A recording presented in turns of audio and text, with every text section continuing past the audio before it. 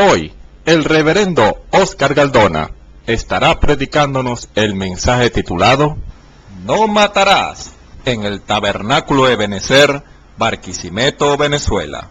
Ahora escuchémoslo mientras el culto comienza. Entonces, continuando este estudio sobre el capítulo 5 de Mateo, entramos ahora al versículo 17, habiendo visto ya los anteriores donde hablábamos de cómo el Señor llama a sus discípulos la sal y la luz de este mundo. En esta responsabilidad de estos dos puntos, ya vimos lo que el Señor quiso decirnos cuando dijo que éramos la sal de la tierra y la luz de este mundo. Estaba hablando de un testimonio que no solamente se guardaba para sí, sino que influencia a lo que nos rodea. Y en esta versión de su palabra, con estos títulos que da a sus hijos, los creyentes, envuelven grandes responsabilidades, aun cuando tomen en cuenta una cosa tan aparentemente sencilla como la sal. Pero habiendo estudiado estos puntos, sabiendo que Dios ha dicho que somos la sal y que somos la luz, y que como luz somos como una ciudad que está sobre un monte, sobre un cerro, que cualquiera que mire enseguida la ve, dice: así alumbre vuestra luz delante de los hombres. ¿Para qué? Para que vean vuestras obras buenas. Las obras del cristiano tienen que ser diferentes de los hombres de la calle. Y si los hombres de la calle, aún inconversos, hacen obras buenas, entonces las obras del creyente deben sobrepujar esas obras, porque somos hijos de nuestro Padre. Y cuando así lo hacemos, dice, los hombres glorificarán a vuestro Padre que está en los cielos. Amén. Quizás a nosotros nos persigan y hagan lo que quieran, porque al asemejarnos al Señor, el mundo no lo vamos a traer por eso. Mientras más nos asemejemos al Señor, más va a tener el mundo enemistad contra nosotros. Pero va a llegar el día, dice el Señor, en aquel día van a tener que confesar, en verdad, eran hijos de Dios. Amén. Así lo dice Pedro en la porción que leímos en aquella ocasión.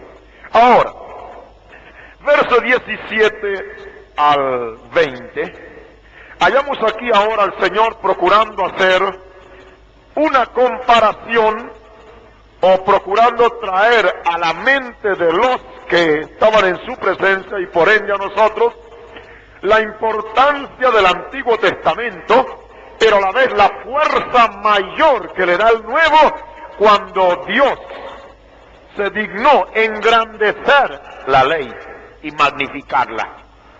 El Antiguo Testamento, como una sombra, no hacía más que figurar o presentar al que había de venir, a Cristo.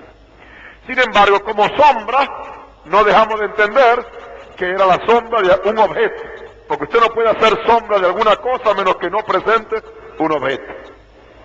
Así que un objeto había de venir, algo había de venir, ese era Cristo. Y el Antiguo Testamento, en muchos de sus ritos y ceremonias, era la sombra de lo que había de venir. Ahora, cuando el Señor Jesucristo se encontró con los discípulos y aquellos que le rodeaban, porque dice, comenzando el capítulo, dice, viendo las gentes, hablando de una multitud, había mucha gente, allá habían fariseos y saduceos y todo, dice el versículo 1 del capítulo 5, sentándose llegaron a él sus discípulos, había un grupo de gente y comenzó a darles este mensaje. Entonces, aquí nos damos cuenta que me está hablando no solamente con sus discípulos, sino está hablando con todos. Dice, no penséis que he venido para abrogar la ley o los profetas. No he venido para abrogar, sino a cumplir. No penséis, indica que había un pensamiento interior de que las cosas que el Señor estaba haciendo, le daban a entender que Él venía a hacer un cambio radical, final, en abolir y eliminar algunas cosas del Antiguo Testamento. El Señor le dice, no penséis que he venido para abrogar la ley y los profetas. No he venido para abrogar, sino a cumplir. La palabra cumplir significa para completar, para perfeccionar. Esto la estaba buscando en el original griego, y este es el sentido que da, de acuerdo con un comentario. La palabra sino a cumplir significa a perfeccionar. Él dice abrogar la ley y los profetas. La ley y los profetas, y en otra versión cuando aquellos dos caminantes a Emmaús, el Señor hace referencia a ley, profetas y los salmos, indicando con esto todo el Antiguo Testamento, que era lo que los judíos tenían, o sea, lo que nosotros hoy tenemos, los 39 libros del Antiguo Testamento. El Señor aquí dice, no he venido para abrogar, para invalidar, no he venido para invalidar lo que está escrito, he venido para perfeccionarlo. Amén. Ese es el sentido verdadero. Él no vino para abrogar, porque la ley del Señor permanece para siempre. Lo que está escrito por inspiración divina está escrito por inspiración divina. Y si bien algunas cosas no se aplican al creyente, sin embargo se aplicarán a los judíos y se aplicarán a los gentiles o inconversos en aquel día. Dios ha de juzgar al mundo entero por la ley de los 10 mandamientos. Y el primero es el que yo creo que va a matarlos a todos. Amarás al Señor tu Dios antes que todas las cosas. Amén. Dios no tendrá que bajar de allí, con ese solo va a liquidar a todos. El joven rico, ustedes recuerden que vino, y Señor, ¿qué haré para poseer la vida eterna? El Señor le dijo, conoce los mandamientos, no adulterarás, no hurtarás, no dirás falso testimonio. Y él se sintió tan contento y dijo, Señor, todo esto lo he guardado desde mi mocedad. Digo, no te falta uno, el primero. Te falta el primero. Él sentía que ya ha cumplido todo. Dice, anda, vende todo lo que tienes y se lo das a los pobres. Su Dios no era el Dios sobre todas las cosas, su Dios era la plata. ¿Amén? Y no podía cumplir el primero y sin embargo decía que había cumplido los demás. ¿Cuánto me entienden? Así que la ley y los profetas o los salmos, cuando en otra ocasión de la escritura está como en Lucas 24, etcétera, se refiere a todo el Antiguo Testamento. Dice, yo no he venido para invalidar la ley, porque justamente nosotros tenemos que establecer la ley. Cuando establecemos la ley, entonces le decimos al hombre, Dios lo ha dicho, no harás, no harás, no harás. ¿Lo has hecho? Sí, culpable. Amén. Es la ley lo que nos obliga a venir al Evangelio. Es la ley lo que nos obliga a venir a Cristo. Sin la ley un hombre no puede venir a Cristo, por eso establecemos la ley, porque sin la ley el hombre entonces no es culpable de pecado. Si no hubiese una ley que dijera que de aquí para acá los carros deben andar de aquí para acá porque la flecha es así, si no hubiera eso, pues usted con su carro anda para acá y otros para acá y otros para acá. Pero en el momento que pongan una flecha y que mire el tráfico ahora es así, la pintan en el suelo y la pongan, si usted viene al otro lado, ¿qué pasa? Ya le cae la ley encima porque la ley dice que es así. Si usted viene así, ya le cae la ley. Amén. Cuando no hay ley, pues no hay pecado, porque no hay, ¿a qué se puede imputar? Entonces establecemos la ley, toda la ley, los salmos, los profetas, todo está establecido. ¿Por qué? En ellos Dios juzgará a las naciones. ¿Por qué? De cierto digo que hasta que perezca el cielo y la tierra, esta inferencia aquí significa simplemente hasta que llegue todo a su fin, ni una jota ni un tilde, la cosa más pequeña que esté en la Escritura, perecerá de la ley hasta que todas las cosas sean hechas o consumadas o cumplidas. ¿Ve? Es decir, el Señor puso allí para que la gente entendiera que Él no había venido para evitar el cumplimiento de algunas cosas, porque ustedes saben que le acusaban de que no cumplía con el sábado, y no entendía que lo que daba era la perfecta interpretación del cumplimiento del sábado. Este hombre no guarda el sábado, por eso ese hombre no es de Dios. Era su manera de interpretarla, pero él dijo que él vino a perfeccionar la ley. Amén. A darle perfecto cumplimiento. Por eso cuando se trataba de matar, como veremos, o del pecado del adulterio, pensaban que hasta que no le quitaran la vida a una persona, o hasta que no cometían el acto sucio del adulterio, no estaba consumado. Y el Señor enalteció la ley, probándole que basta la intención del corazón, basta una ira horrible para que consume el acto y cometa el pecado. Amén. Así que el Señor está procurando aquí simplemente balancear las cosas, pero que no cayera en la mente de los discípulos que quedaba eliminado el Antiguo Testamento, porque la ley queda establecida. Amén. Simplemente que no es aplicable a los cristianos porque no estamos por encima de esa ley. Amén. La ley humana castiga a un hombre de crimen cuando lo mata, ¿verdad? Puede que algunos se hagan cómplices con esa persona, pero es el hecho igual.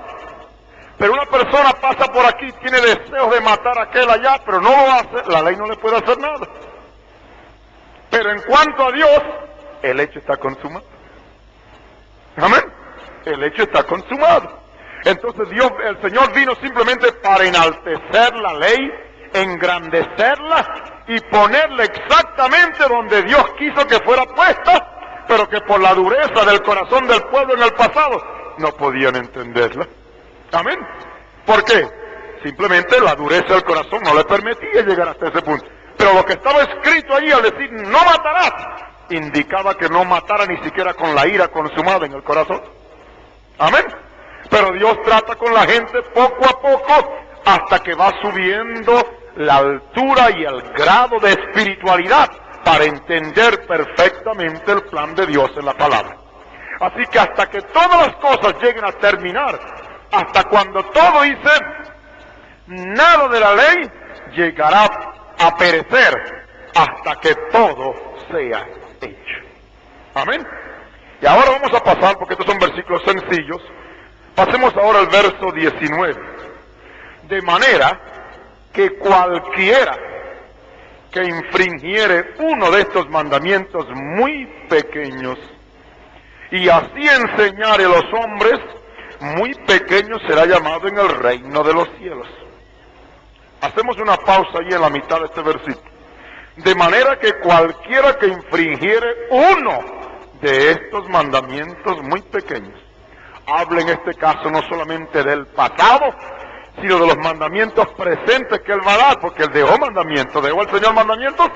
Él dijo, si me amáis, guardad mis mandamientos. El Señor ahora está procurando enfatizar la necesidad de que pongamos atención a la palabra del Señor, que la palabra que Dios nos da como mandamiento en esa escritura, sea grande o sea chico, es nuestro deber obedecerla. Amén. Es nuestro deber obedecerla.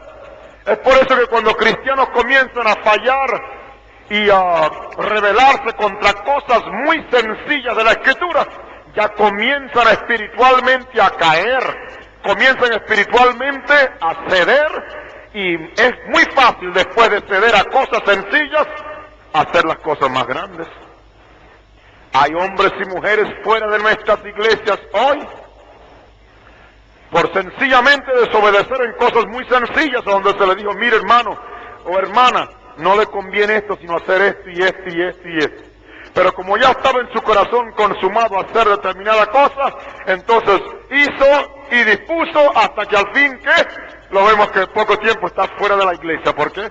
No obedeció un mandamiento a veces sencillo con la cual dependía su vida y probaba lo que era. No podemos, aun cuando sabemos que hay algunos mandamientos más graves o más fuertes que otros, porque lo sabemos por la Escritura, que hay responsabilidades mayores unas que otras. Sin embargo, el Señor aquí nos hace claro que aún en los mandamientos muy pequeños, el hombre cualquiera que los infringe y llegue después de infringirlo en su propia vida, no hacer lo que dice, enseña a otra a cometer el mismo pecado que él ha cometido, dice, muy pequeño será llamado en el reino de los cielos. Amén.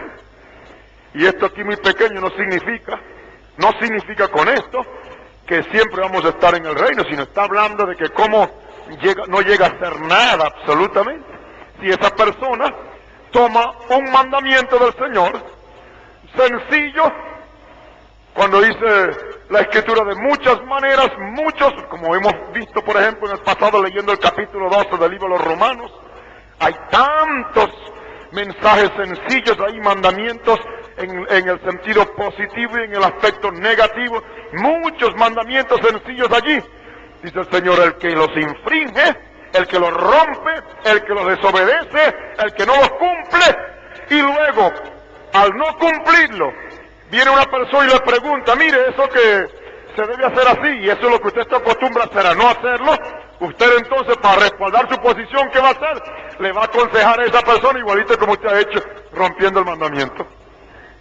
Porque ese es el peligro que hay, de que cuando una persona llega a faltar uno de los sencillos mandamientos del Señor, y llega alguien a preguntarle o a pedirle consejo relacionado con esa misma cosa, él no puede aconsejar lo contrario porque se condena a sí mismo.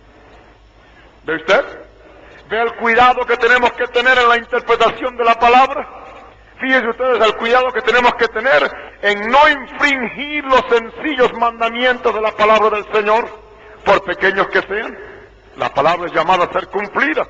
Así que dice, de manera que cualquiera, sin excepción, que infringiere uno de estos mandamientos muy pequeños y así enseñar a los hombres, muy pequeño será llamado en el reino de los cielos. Amén. Santiago 2:10 nos habla de esto cuando dice, cualquiera que hubiera guardado toda la ley y ofendiere en un punto, es hecho culpado de todos. Aquí está hablando Santiago apelando como judío,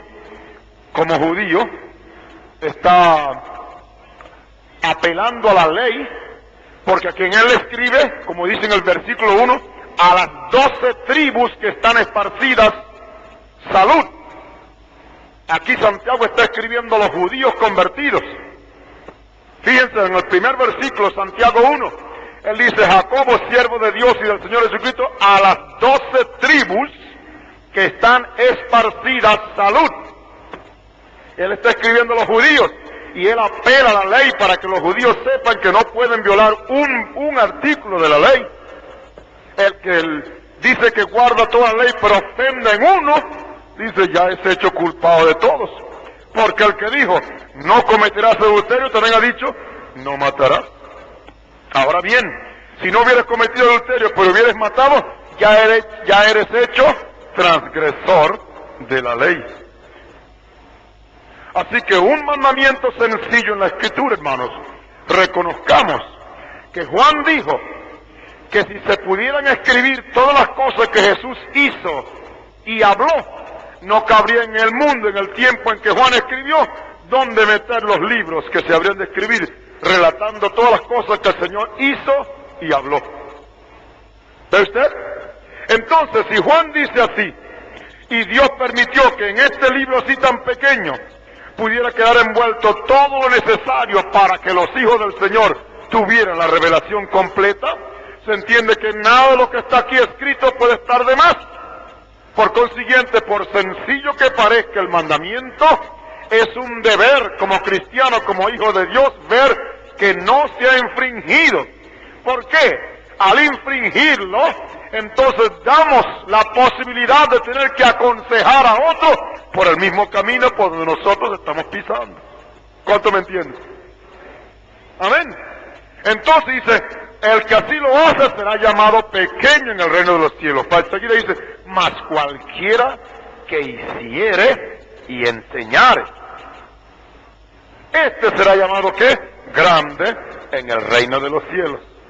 Aquí el Señor está apelando ahora, ya no solamente a hablar, fíjense, aquí no solamente está apelando ahora, porque fíjense cómo dice, el que hiciere y enseñare. Allá dice infringe y enseña. Ahora entra lo positivo y dice el que hiciere y enseñare. El mensaje más grande que puede un cristiano dar es su testimonio personal. No solamente hablando el evangelio, sino cumpliendo con los preceptos y con lo que el mismo maestro nos mandó a hacer. Entonces el que hace, el que guarda la palabra, el que la vive y la enseña, entonces tiene en sí mismo una fuerza tremenda. ¿Por qué? Porque al hablar y recomendar una cosa, porque por práctica la ponemos por obra, eso tiene una fuerza tremenda. Si alguien no la quiere obedecer, está bien, pero hay el respaldo de que quien lo dio el mensaje es una persona que está viviendo el mismo mensaje. Amén. Ahora fíjese, dice, mas cualquiera que hiciere y enseñare, este será llamado grande en el reino de los cielos.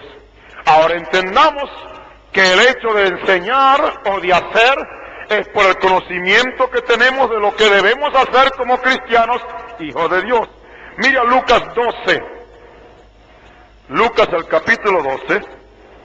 Hallamos aquí el verso 47 y 48. Lucas el capítulo 12, versículos 47 y 48 dice: porque el siervo que entendió la voluntad de su Señor y no se apercibió ni hizo conforme a su voluntad, será azotado mucho. Aquí está hablando de una persona que conoce qué es la voluntad del Señor, que sabe qué es lo que debe hacer cuando se le presenta este problema, aquella dificultad, esta tentación, esta cosa. Esa persona que sabe lo que debe hacer en el momento, dice, si no se apercibe, es decir, si no se dispone a obedecer y no hace conforme a su voluntad, será azotado mucho. No vamos ahora a poner límites a lo que puede significar este azote, pero aquí está hablando de una completa desobediencia a la palabra del Señor.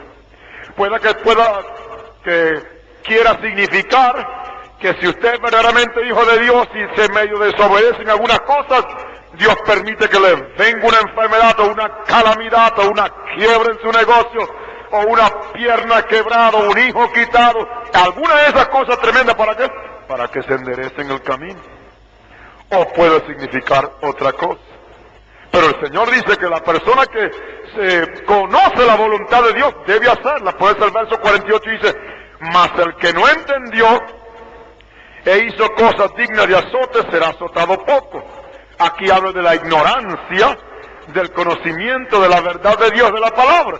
Pero nosotros no estamos incluidos en esto. Dice el verso, continúa: porque a cualquiera que fuere dado mucho, mucho será vuelto a demandar de él. Y al que encomendaron mucho, más le será pedido. ¿No es esta la posición en que estamos nosotros hoy? ¿Eh? ¿Nos ha sido encomendado mucho? Estamos en la más grande responsabilidad hoy. Al que mucho le es dado, mucho más le será demandado. Al que encomendaron mucho, más le será pedido. Que hasta ayer no conocíamos este mensaje. Dios ahora en su misericordia y providencia ha abierto nuestros sentidos y nuestros ojos. ¿Qué de nosotros si ante el conocimiento de esta verdad ahora no nos disponemos a obedecer? ¿Qué si ante el conocimiento y la responsabilidad del mensaje para vivir como Dios quiere que vivamos no obedecemos? Dios dice: mucho te he dado, pues mucho te será demandado. Amén. Cuán importante es que nosotros nos demos cuenta de esto. Cualquiera que fue dado mucho, mucho será vuelto a demandar de él. Y al que le encomendaron mucho, más le será pedido. Amén. Bueno es que podamos darnos cuenta que los mandamientos, por sencillos que sean en la palabra, hermano, aun si es preferible que usted pase por tonto, por necio, por lo que sea, y usted no llegue a entender, no importaría, pero es preferible pasar por tonto y ver cumplida la palabra, y no que por defender quizás derechos o alguna cosa, no llegamos a ver cumplida en nosotros la verdad del Señor por su palabra. Amén. Ahora dice el verso 20: porque os digo que si vuestra justicia no fuere mayor que la de los escribas y los fariseos, no entraréis en el reino de los cielos. Ahora fíjese, aquí comenzó diciendo que será muy pequeño llamado en el reino de los cielos. Otro, grande será llamado en el reino de los cielos. Pero ahora dice que si la justicia de un hijo o una hija de Dios no fuere mayor que la de los escribas y la de los fariseos, tal persona no va a entrar en el reino de los cielos. Ahora, fíjese por un momento. Los escribas y los fariseos eran la crema de la sociedad en lo religioso, en lo moral, en todo. Una persona llegaba a ser escriba o fariseo, significaba que había llegado en el sentido de los humanos por acá, a una altura tremenda como religioso. Y si alguna persona en el tiempo del Señor buscaba una persona moral o buscaba alguna persona en la cual se podía tener alguna confianza, pensaban siempre en un fariseo o en un escriba. Entonces, ante la apariencia del pueblo, ellos, mirándolos externamente, era la gente más piadosa, la gente más justa, la gente más recta, la gente más cumplidora de su deber y todo. Por supuesto, una cosa es mirar por fuera y otra cosa es mirar por dentro.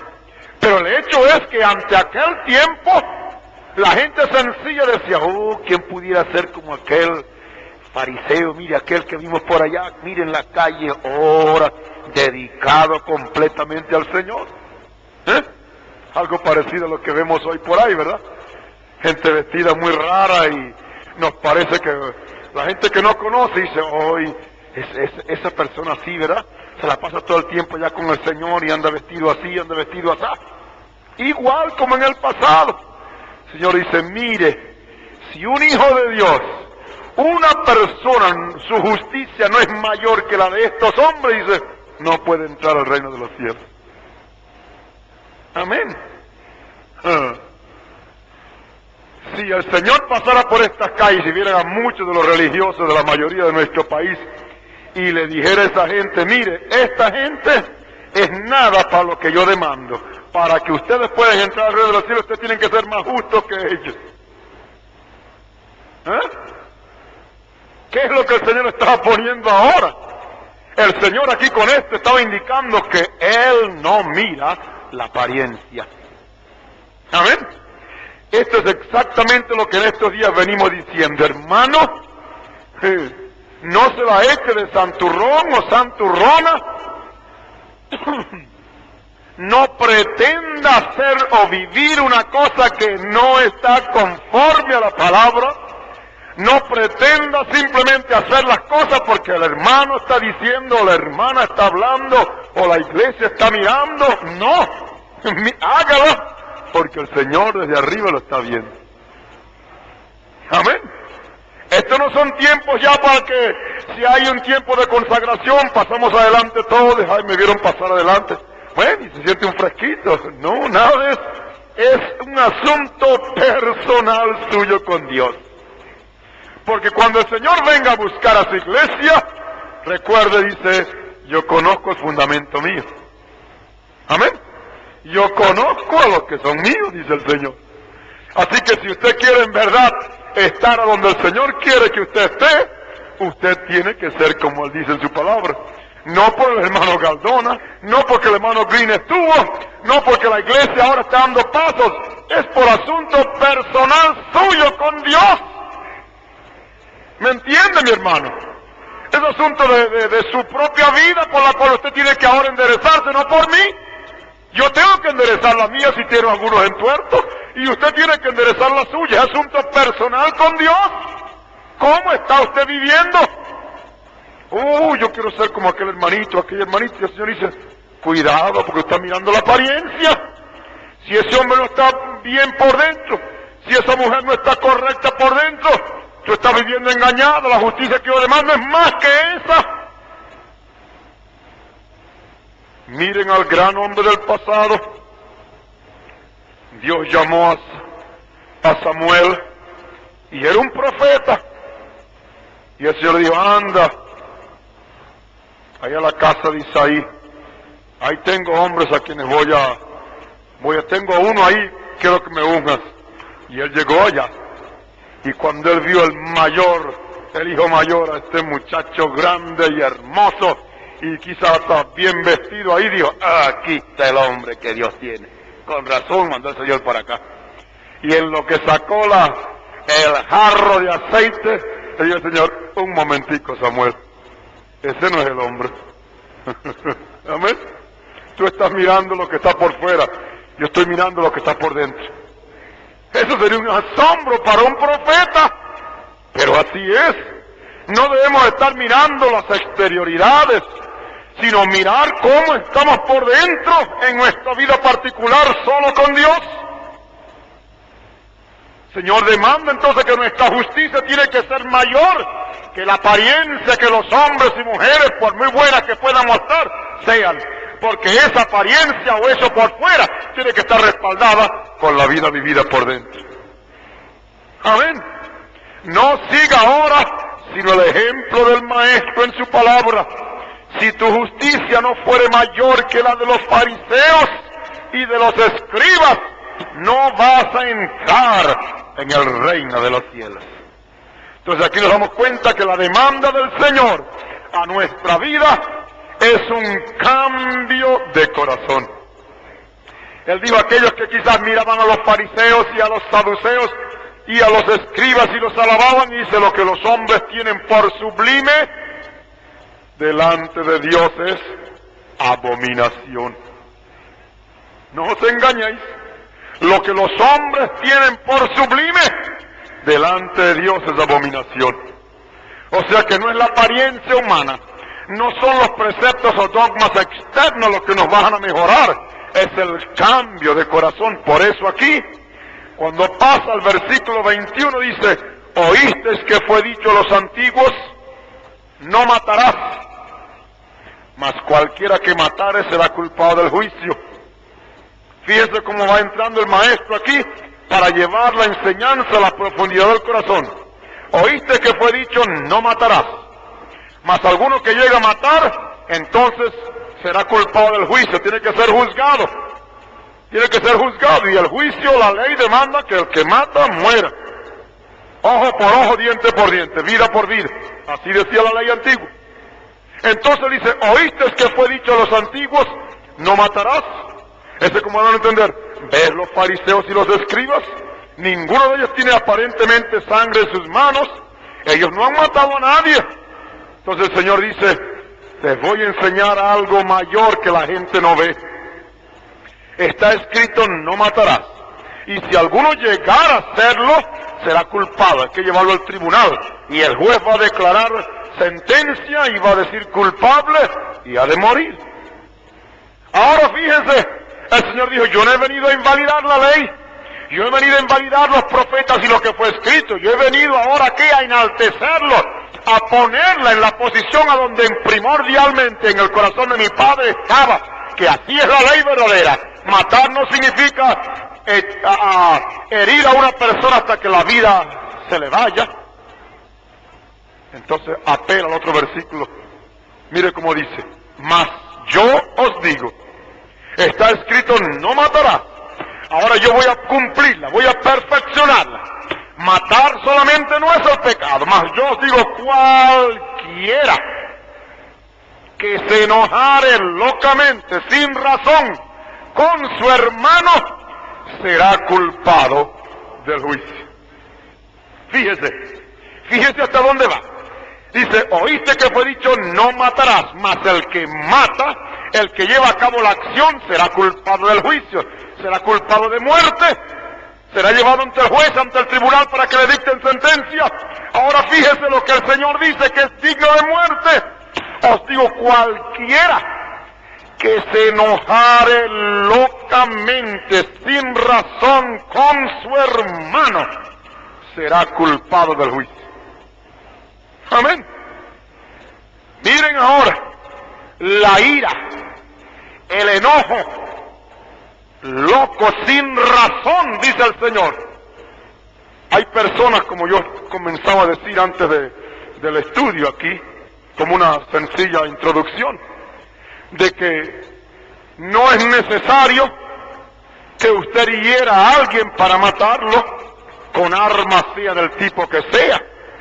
Basta con que la ira consumada en su corazón, la ira, simplemente usted no comete el mal por alguna razón que le rodea, alguna de las circunstancias, quizás porque usted mismo ignora que Dios quizás no quiere que usted lo haga, o porque ahí esa persona a quien usted desea quitarle la vida está rodeado de otra familia, y si usted lo hace a él le quitan la suya. Pero el mal está consumado en el corazón. Entonces, consumado el mal, por el enojo, por el espíritu de venganza, por el deseo de ver que esa vida no aparezca más por el mapa, dice el Señor. Ya eso es suficiente para que en la ley de mi Padre, en mi ley, yo os digo, eso es lo mismo que haber matado. El mismo juicio se llevará a cabo. Amén. Con razón los judíos no podían aceptar el mensaje del maestro, porque vosotros no sois de mi Padre. ¿Amén?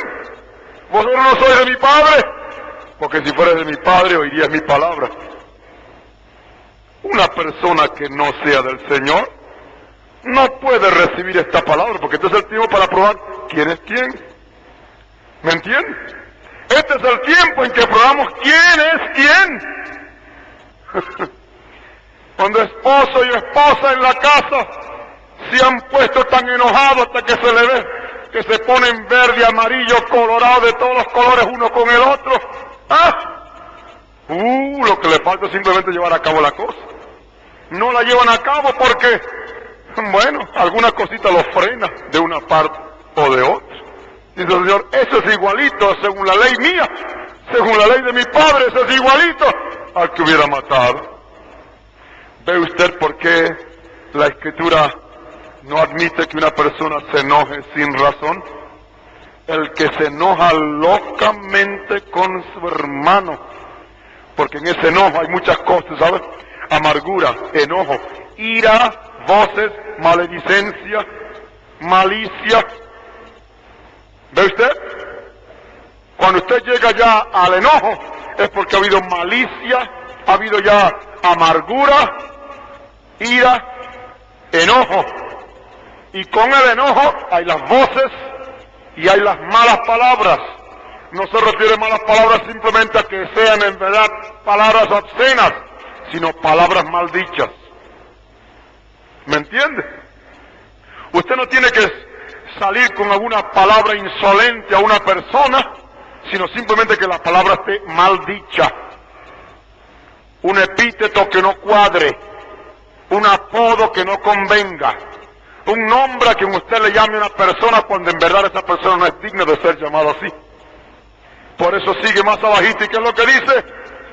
Y cualquiera dice que ya el mismo juicio que tiene una persona de lo que la ley dijo no matarás, ese mismo juicio cae sobre una persona que se enoje sin razón con su hermano. Ahora dice, y cualquiera que dijera a su hermano raca, será culpado del consejo. ¿Qué raca? Una persona que ya quizás no tenía una ira tan tremenda en su interior, ¿ves? Para matar. Pero le dice raca, que significa, literalmente significa imbécil. ¿Ves? Imbécil. Podríamos decir loco. ¿Ve cuán cuidadosos tenemos que ser en nuestras palabras? ¿Me entienden, hermanos? ¿Ve cuán cuidadosos tenemos que ser en nuestras palabras? Si somos de este material, ahora cuando Dios nos despierta, vamos a obedecer al Señor. Amén. Cualquiera que dijera a su hermano raca, que es lo mismo como si le dijera imbécil, loco, será culpado del consejo. ¿Qué es el consejo? El consejo es el grupo de personas en el tiempo de los judíos que podían entregar a la muerte a una persona. Usted sabe que se reunía el consejo para prender al maestro. ¿Ve? Si una persona llama a otro sin justicia, imbécil, Dios no lo admite. Dios dice, ese es un pecado digno de ser castigado. Eche para atrás a ver cuántas veces usted le ha dicho loco, imbécil, endemoniado a su esposo, a su esposa, a sus hijos, a su mamá, a su papá, a sus hermanos. ¿Ve cómo tenemos que cuidarnos? Por eso es que Dios está perfeccionando la iglesia. ¿Ve? Dios nos está perfeccionando. Dios no quiere que pasemos por alto esa regla perfecta del Nuevo Testamento como si fuera simplemente una parte de la Escritura que no es para nosotros completo. No, Dios dice, vuelva a ella ahora. Vamos ahora a la perfección.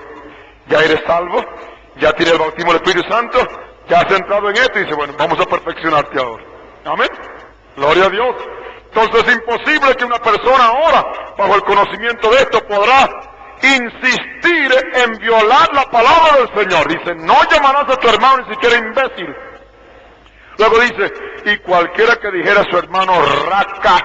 Ahora dice, cualquiera que dijere fatuo, insensato, falta de cabeza. Cualquiera que dijera fatuo, insensato, será culpado del infierno del fuego. Así que los grados van subiendo. ¿Ve usted? Va subiendo. Entonces el maestro no admite que entre hermano y hermana hay absolutamente ninguna discordia ni cosa que permita que un hermano diga a su hermana sin razón cosas semejantes. ¿Cuánto me entiende? ¿Ve ahora dónde va subiendo la ley, hermano? Entonces dice ahora, por tanto, por esa razón de que no debes decir a tu hermano ningún apodo, ningún epíteto, nada que pueda hacer que tu hermano sea ofendido, que tú lo llames lo que no es. Dice, por tanto, si trajeres tu presente al altar y allí te acordares de que tu hermano tiene algo contra ti, deja allí tu presente delante del altar y vete, vuelve primero en amistad con tu hermano y entonces ven y ofrece tu presente.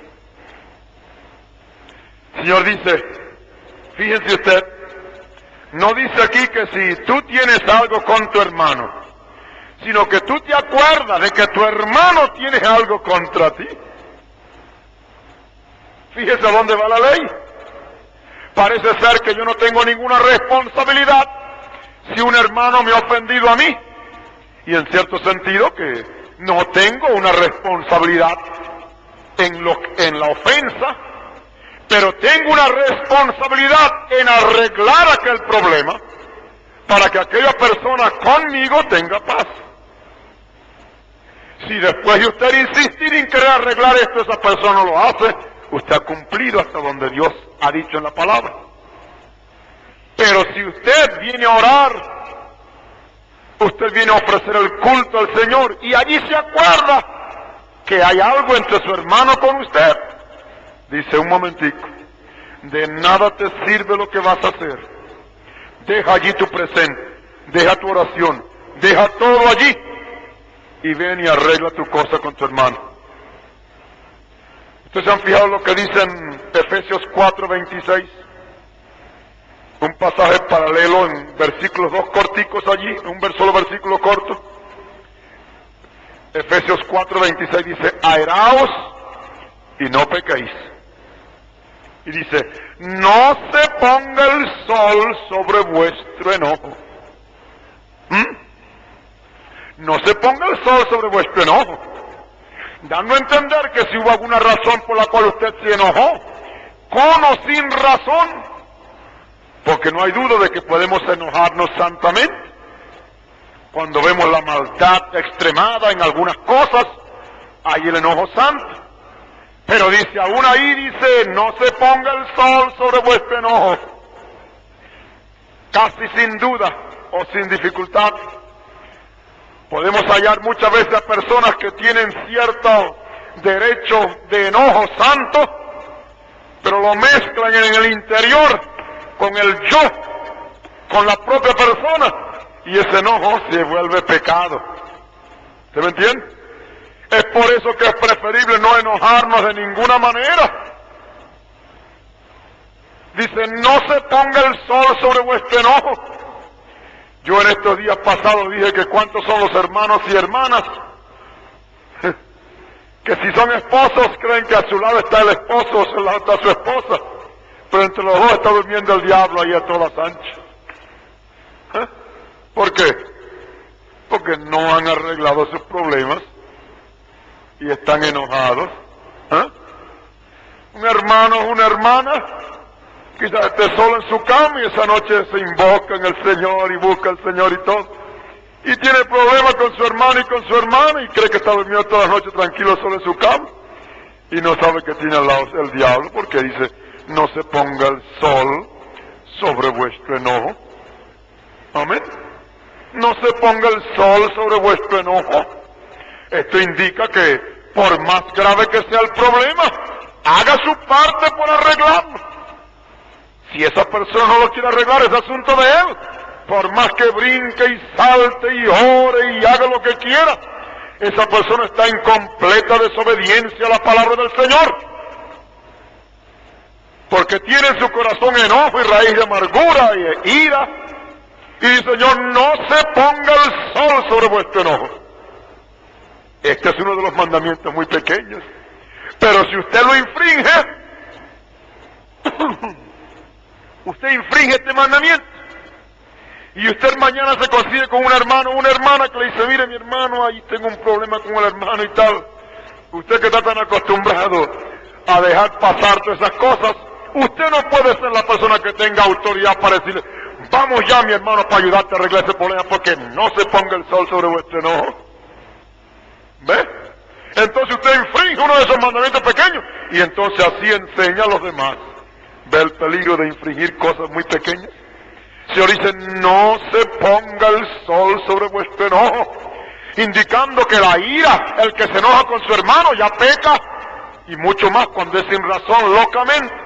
Y si le llama raca o le llama fatuo, o sea que le llama imbécil, insensato, loco, lo que sea, dice, y pasa la noche, dice, ya ha roto la palabra del Señor, debe arreglar esa cosa cuanto antes. No se ponga el sol sobre vuestro enojo. Amén. Mire cuán clara es la Escritura. Entonces debemos poner cuidado de ver que la palabra del Señor no sea violada en ningún aspecto. El Señor demanda pues que nuestra vida como cristianos, esta parte sea cumplida. Y no llamemos a nuestro hermano por ningún epíteto, por ningún título, por ningún apodo que no sea verdaderamente justificado. Por tanto, vienes al altar y ahí te acuerdas que tu hermano tiene algo contra ti. No te hagas tú el loco, ni el olvidadizo. No te hagas la persona que menosprecia la sencillez del mandamiento y sigues orando y como que si no ha pasado nada, cuando hay un problema o hay una dificultad entre hermanos contigo. Dice que cuando te encuentres ahí en el altar, y hablando del altar judío, era el lugar del sacrificio, era el lugar cuando esperaban tener comunión con Dios, allí.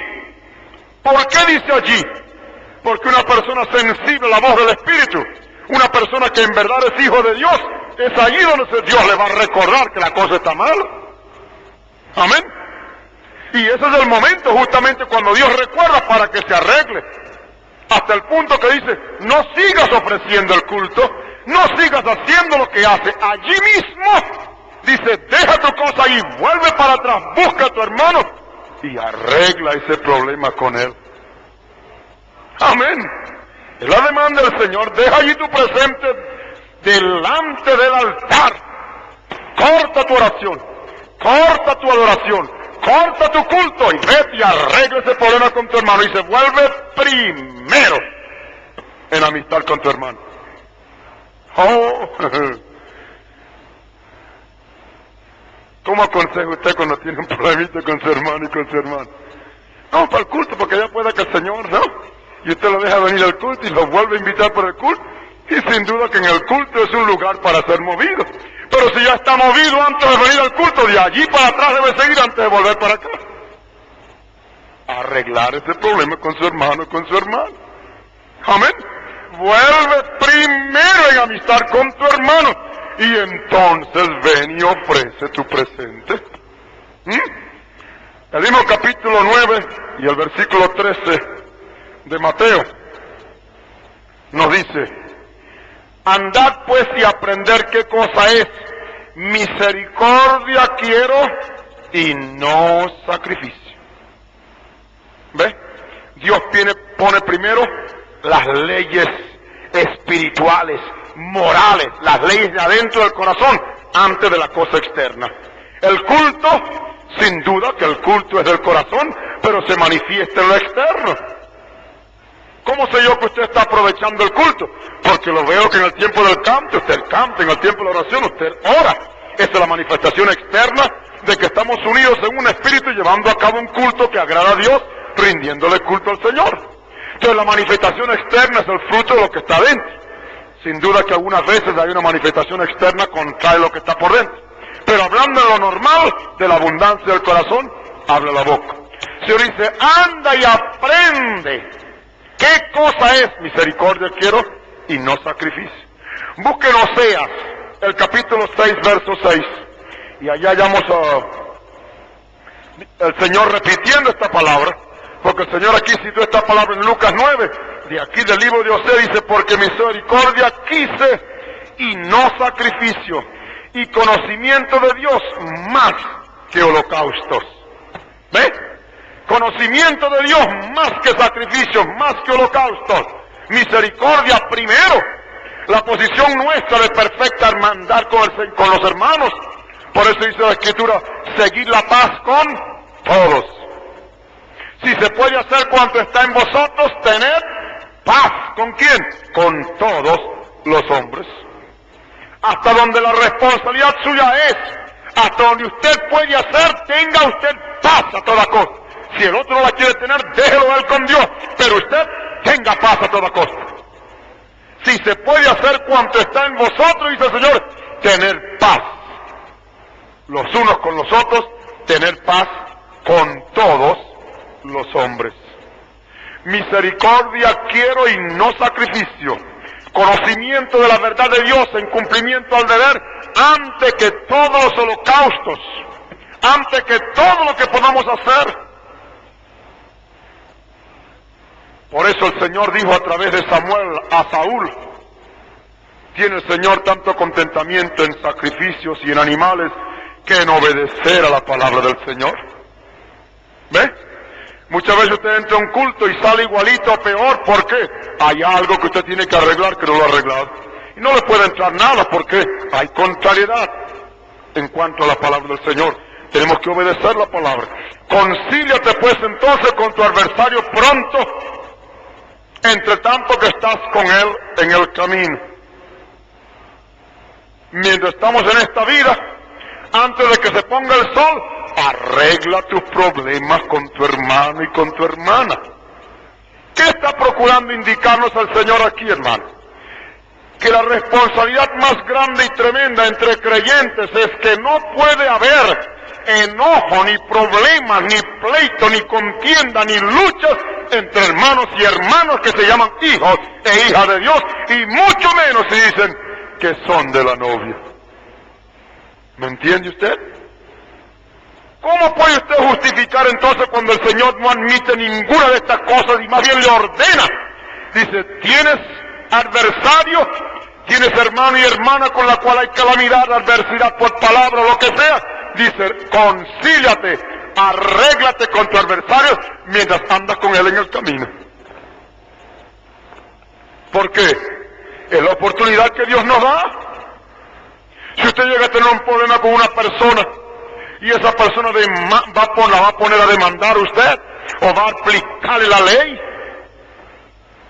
y usted puede arreglar eso por las buenas con esa persona, pidiéndole perdón, excusándose por el mal, disponiéndose a remunerar o a pagarle el mal hecho.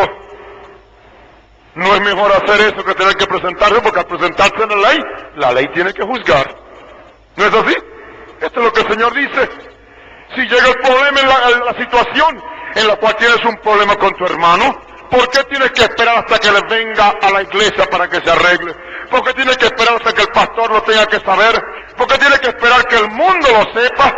¿Por qué tiene que ser llevado ante un tribunal? Dice, no, arregla pronto el problema con tu hermano, con tu adversario, entre tanto que estás con él en el camino.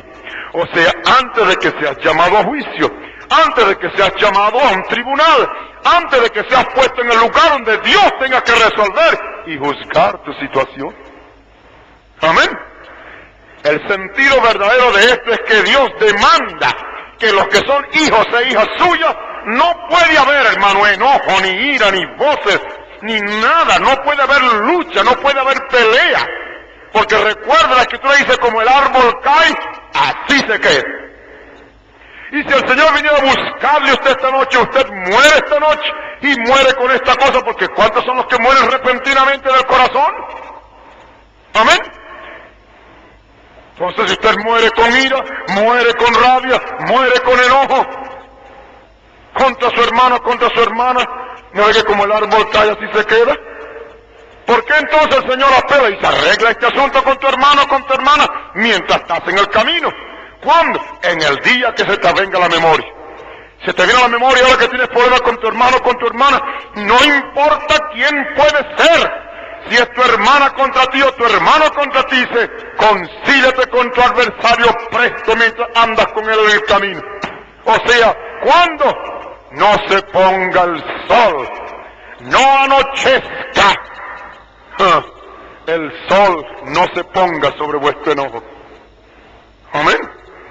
Oh, hermanos, esto es una enseñanza tremenda, pero de importancia suprema. ¿Por qué? Dice, no debemos llegar en este pasaje a llegar al pensamiento de muchas personas, aún la Iglesia Católica, que toma esto para hablar del purgatorio y de esas cosas. Pero el Señor, el énfasis que Él pone aquí es la necesidad de que seamos arreglados. Apela, por supuesto, a lo natural. Mira, está con Él en el camino, bueno. Usted cometió una falta. Entonces viene a buscarlo. Mira, vamos a arreglar este problema. Vamos a los tribunales.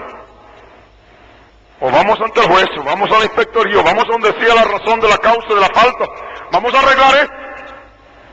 Entonces dice, mientras están conversando, este es el tiempo de arreglarlo, sin necesidad de llegar allá. Pero si no lo arregla, dice él, ten cuidado porque la ley da sus pasos. ¿Cuál es? Dice, el adversario te va a entregar al juez. ¿Ves? Y el juez te entrega al alguacil. Quiere decir que el juez va a juzgar y va a darse cuenta que tú tienes culpa.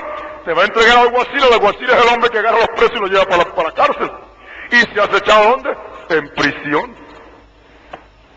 De cierto os digo que no saldrás de allí hasta que pagues el último cuadrante. O sea, hasta que cumplas con la pena. Una pena grave, una pena sencilla. Usted puede tomar este versículo como causa y efecto, bien sea en lo temporal o lo eterno. Puede ser. Muchas personas que por vivir como viven así enojados, están en una prisión de enfermedad toda la vida. ¿Sabe ustedes? Hay personas que viven enojadas y siempre, y están en prisión de enfermedad, y ahí no van a salir hasta que no arreglen el problema. Amén. Hay muchas calamidades que vienen alrededor de las personas que viven en enojo, que viven así, que viven con todas estas cosas que no convienen. En lo temporal sucede, y cuánto más en lo eterno, cuánto más en lo eterno. El Señor pues demanda que si somos hijos de Dios, hijas de Dios, si en verdad somos hijos de aquel que hace que su sol salga sobre malos y buenos y llueve sobre justos e injustos, el Señor dice por su palabra en esta noche, si trajeres tu presente al altar y allí te acordares de que tu hermano tiene algo contra ti, inútil es ofrecer el presente, déjalo allí, deja allí tu presente, y dice, vete y vuelve primero. ¿Se das cuenta? Aprender que a mí me agrada ¿qué? Misericordia más que sacrificio.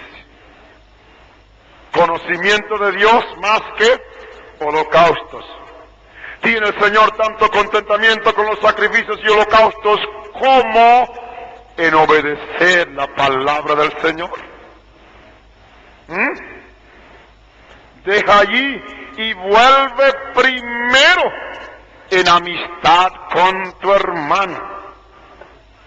Sencilla como parezca, una sencilla discordia o disgusto entre hermano y hermana, usted no puede vivir así y decir que es hijo o hija de Dios. No puede ser, porque dice, Si le dices a tu hermano tal cosa, ya eres culpado del juicio, o del consejo, o del infierno del fuego. Ve que ahora, qué claro el Señor en su providencia ahora, para probar de qué material somos, no puede admitir que en los que componen la novia haya personas de esa manera. Si en su carácter hay estos deslices, hermano y hermana, este es el tiempo para echarlos por el suelo. Amén. Este es el tiempo, hermano, para que le pasen por encima, lo cojan como alfombra, lo cojan como quieran. Pero, hermano, perder el rapto es la cosa más horrible, simplemente porque usted quiera defender unos derechos que después de todo a veces no es más que el yo. ¿Ves? Pero Pablo dijo, vivo no ya yo, mas vive Cristo en mí. ¿Por qué? Porque con Cristo estoy juntamente crucificado. La carne está clavada. Está clavada. No se mueve. Dice, andar en el Espíritu y no satisfagáis la concupiscencia de la carne. En el capítulo 5 del libro de Gálatas, versículos 13 al 15, hallamos al apóstol hablando con algunos de los Gálatas que tenía sus problemitas y había esta lucha. Y fíjese lo que le dice aquí en el versículo 13 de Gálatas 5. Vosotros, hermanos, a libertad habéis sido llamados, solamente que no uséis la libertad como ocasión a la carne, sino servíos por amor los unos a los otros. Porque toda la ley en esta sola palabra se cumple: amarás a tu prójimo como a ti mismo. Y si os mordéis, os coméis los unos a los otros, mirad que también no os consumáis los unos a los otros. No se puede vivir así como hijo de Dios. No se puede, hermano. Esa ira y ese enojo es el yo suyo, la carne suya luchando. Crucifícala, dice el apóstol. Amén. Crucifícala. Y dice, digo pues, andar en el Espíritu y no satisfagáis la concupiscencia de la carne. Amén. Andar en el Espíritu no permite que la ira y el enojo y esta cosa se revuelva por dentro. Y dice, no lo permitas, porque toda la ley se cumple en esta palabra: amarás a tu prójimo como a ti mismo. Amén. Oh, hermano, esfuércese, que si usted es de la novia, usted va a probar que lo es. ¿Y cómo? Obedeciendo la palabra del Señor. No importa lo que venga y qué le pueden llamar en estos días, no importa cuánto pueda perder. Este es el tiempo de obedecer, porque está escrito, la ley se cumple completamente: amarás a tu prójimo como a ti mismo. Inclinemos nuestras cabezas, vamos a orar. Este mensaje fue predicado el día 27 de octubre del año 1965. Esperamos sea una revelación viva para usted.